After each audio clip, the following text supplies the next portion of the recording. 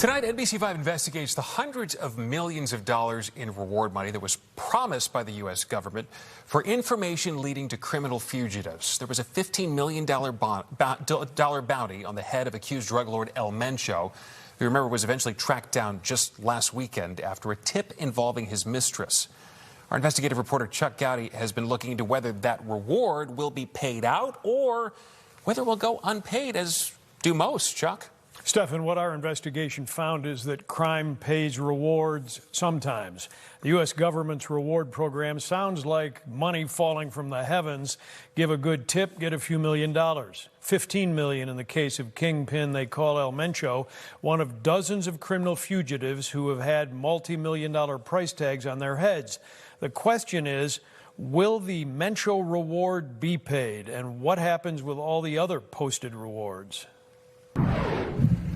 Mexican security teams were put on the right road to Mencho's hideaway after information that law enforcement sources say was provided to the American CIA by a friend of Mencho's mistress. When they arrived at this home in a luxury golf resort, Mencho and his dozen bodyguards started a firefight and tried to escape through the woods. Mencho, wounded and captured, died while being choppered to a hospital. So often in cases involving large rewards, the rewards are not paid out because the reward is paid if apprehension and conviction of the person. Mencho can't be convicted because he's dead. Tonight, retired FBI agent and counterterrorism expert Ken Gray says even though someone did apparently provide information that pointed authorities to the fugitive drug lord, who was Chicago's public enemy #1, the reward wouldn't have to be paid because the criminal died. The U.S. State Department coordinates rewards currently posted for more than 100 drug cartel fugitives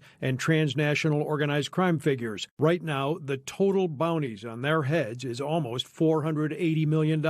According to the most recent government data, $125 million has been paid out since the reward program started in 1984. Most fugitive rewards are not paid. For these large rewards, for instance, Osama bin Laden, $25 million reward, not paid out. But the real advantage from offering a reward like this is that it brings it to the public's attention. Gray worked on the famous Chicago Unabomber case, halting a 20-year odyssey of explosions that killed 3 and wounded 24 until the bomber's brother provided information for his capture. Was that reward ever paid out to his brother? Do you know? So the brother came forward with the information, not because of the reward, but in exchange for a promise not to have his brother subjected to the death penalty. David Kaczynski did receive what was one of the highest rewards at the time, $1 million. He divvied it up among families victimized by his Unabomber brother.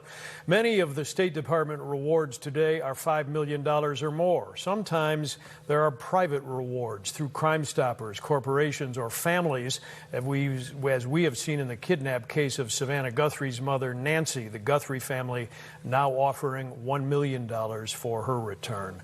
All sorts of complications with that. Sure. Interesting. You wonder what happens to all that money. So good to put some answers to that. It's not sitting in the bank, and as they say, don't spend it before you have it. All right. Chuck Goudie tonight. Thank you. Thanks.